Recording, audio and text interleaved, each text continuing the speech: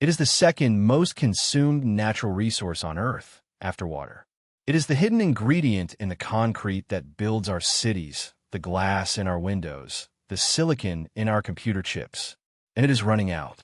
Sand, the seemingly infinite substance of beaches and deserts, is being illegally mined at a catastrophic rate, fueling a multi-billion-dollar black market that is triggering environmental collapse, deadly turf wars, and even the disappearance of entire islands. This is the gray economy of the global sand trade, a shadow industry that operates in the darkness of the night, where criminal syndicates, corrupt politicians, and desperate local communities wage war over the very ground beneath their feet. The problem is one of scale and type. We don't use desert sand. The grains in the Sahara are too smooth, eroded by the wind. The sand we need is the rough, angular sand found in riverbeds, beaches, and quarries. This sand is the key ingredient in concrete. As the world urbanizes at an unprecedented rate, the demand for sand has skyrocketed. The construction industry in China, India, and the United States consumes billions of tons of sand every year. The legal supply chain is struggling to keep up, opening the door for illegal mining operations that are devastating the environment. The sand mafias operate with impunity in many countries. In India, the sand mafia is a powerful and violent organization. They dredge rivers with massive, illegal pumps, stripping the riverbeds down to the bedrock. This destroys the spawning grounds for fish, lowers the water table, and increases the risk of flooding. The mafia uses violence to silence activists and intimidate local officials. In Mexico, the cartels have diversified into sand mining, viewing it as a low-risk, high-reward endeavor.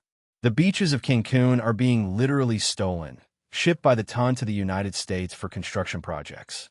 The environmental damage is staggering. The illegal extraction of sand has consequences that go far beyond the local ecosystem. The depletion of river sand destabilizes riverbanks, increasing erosion. The removal of sand from beaches contributes to coastal erosion, threatening the livelihoods of communities that depend on tourism and fishing.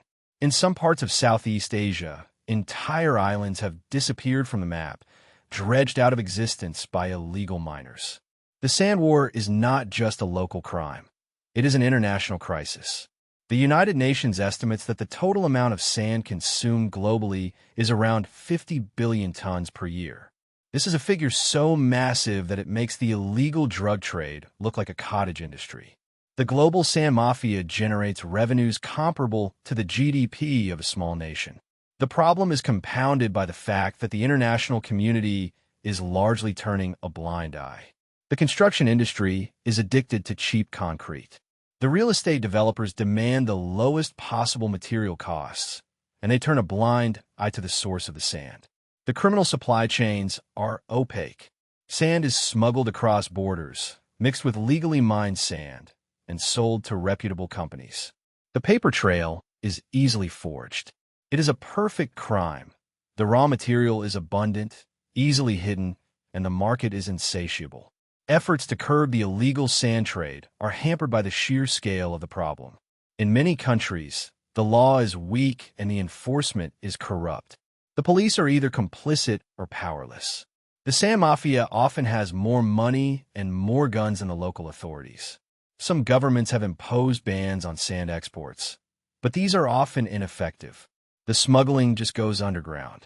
The only long-term solution is to shift the construction industry away from natural sand. Alternative materials, such as crushed rock, industrial waste, and recycled concrete, can be used to create aggregate. There is also the possibility of using desert sand treated with a binding agent. But these alternatives are more expensive and less established. The global sand crisis is a tragedy of the commons.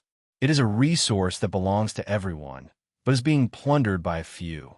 It is a stark reminder that the cheapest option is often the most expensive in the long run. The sand that builds our cities is also destroying them, undermining the foundations of civilization itself. The black market for sand is a hidden wound in the global economy, a silent, destructive force that is reshaping the world's coastlines, rivers, and ecosystems.